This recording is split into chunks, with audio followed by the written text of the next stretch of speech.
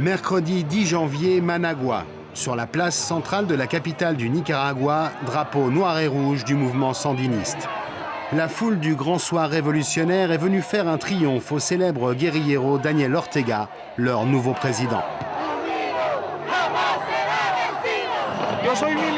Je suis militant sandiniste depuis 17 ans et je crois que Daniel va tout résoudre maintenant.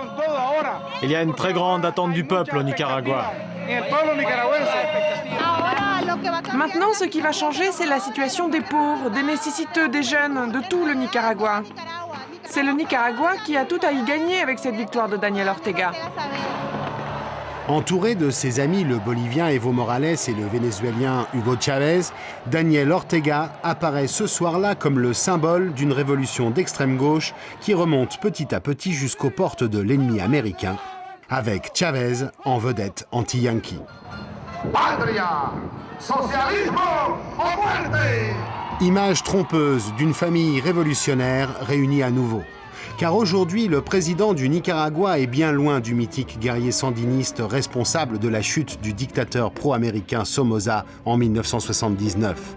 Pendant 10 ans, pour déstabiliser Ortega, Washington, soutenu par le Vatican, a financé une guerre civile qui a fait des dizaines de milliers de morts. Ortega finira par céder en 1990. Ironie de l'histoire, aujourd'hui, ce n'est plus seulement dans les favelas qui l'ont porté au pouvoir que Daniel Ortega compte ses plus fervents alliés, mais aussi ici, dans l'une des églises les plus conservatrices du pays. Je crois que sa conversion est réelle. Nous ne sommes pas là pour juger, c'est Dieu qui le fait. Daniel est comme nous.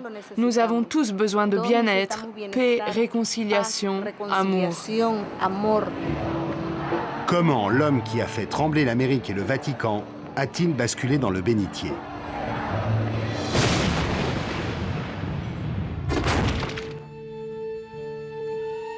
Pour trouver celui qui a changé Ortega, il faut se rendre à l'université catholique de Managua. C'est là que reçoit le cardinal Miguel Obando, l'un des hommes les plus puissants du Nicaragua. C'est l'ennemi historique d'Ortega, celui que Jean-Paul II avait choisi pour lutter contre le péril rouge, la révolution sandiniste. Il nous parle du nouveau président avec une étonnante sympathie. Le président Ortega a demandé pardon et de l'eau a coulé sous les ponts. Certes, quand il était président de la République, on ne s'est pas toujours entendu, mais on a toujours dialogué. Je me souviens que même dans les moments les plus tendus de la Révolution contre l'Église, on a toujours parlé. L'important, c'est la réconciliation. Et cette réconciliation était loin d'être gagnée, car pendant la révolution sandiniste, Ortega était plutôt du côté de l'autre église, proche du peuple, celle des prêtres de la théologie de la libération. Des prêtres communistes que le pape va essayer de rappeler à l'ordre en 1983 lors d'une visite historique au Nicaragua. Ernesto Cardenal était l'un d'entre eux. Il était ministre de la Culture dans le gouvernement révolutionnaire d'Ortega. Cette image a fait le tour du monde. Ce que voulait Jean-Paul II, c'est m'humilier. Quand il est venu me saluer, il m'a dit « Vous devez régulariser votre situation ». Et il me l'a dit 2 fois. Je n'ai rien répondu par respect, mais ça ne m'a rien fait.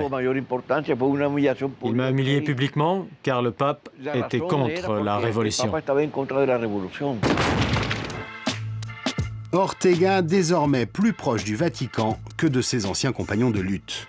Mission accomplie pour Miguel Obando qui a réussi grâce à une alliée de poids. Rosario Murillo l'accompagne d'Ortega depuis presque 30 ans. Sa plus proche conseillère, omniprésente pendant la campagne.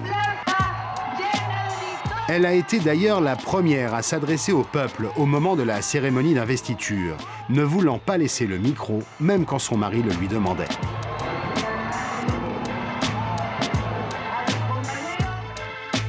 Très religieuse, elle a affirmé un jour avoir été frappée par la foudre divine. C'est elle qui est à l'origine de la nouvelle image du président. Sa stratégie a été de le tenir silencieux, de refuser toute interview. Parce que si Ortega avait parlé pendant la campagne, il serait sans doute sorti du moule que sa femme lui avait fixé. Le principal objectif était de rallier les plus farouches détracteurs de son mari, ceux qui représentaient la plus grande rupture avec le sandinisme. En août 2005, juste avant de se lancer dans la nouvelle course à la présidence, c'est Rosario Murillo qui a convaincu Ortega de faire sa première communion. Et un mois plus tard, de se marier à l'église. Symbole rassurant pour les milieux les plus conservateurs. Et bien sûr, c'est son ancien ennemi juré, le cardinal Obando, l'envoyé spécial de Jean-Paul II, qui a uni le couple devant Dieu. Troisième clé pour comprendre la reconversion de Daniel Ortega. Le nouveau président du Nicaragua aurait abusé sexuellement de Zoila América, la fille d'un premier mariage de sa femme, lorsqu'elle avait 13 ans. Un scandale révélé par l'intéressée elle-même en 1998, 26 ans après les faits. Mais l'histoire a été étouffée. D'abord, grâce à un pacte politique signé avec les conservateurs qui va assurer à Daniel Ortega l'immunité parlementaire. Mais surtout, grâce à Rosario Murillo, sa femme, qui a délibérément renié sa fille pour se ranger à ses côtés. Sa femme a été son principal défenseur. Si elle ne l'avait pas défendu au moment où sa fille l'avait accusé de viol, Ortega aurait pu être emprisonné et ça aurait été la fin de sa carrière politique. Son pouvoir vient de là, de la grande dette qu'Ortega a envers elle. Une grande dette envers sa femme et des nouveaux alliés politiques avec qui Ortega doit composer. En novembre dernier, en pleine campagne présidentielle, Ortega a convaincu son parti de voter une loi proposée par ses ennemis d'hier. Une loi interdisant totalement l'avortement, même en cas de danger pour la vie de la femme. Au Nicaragua, l'avortement thérapeutique était pourtant autorisé depuis plus de 100 ans.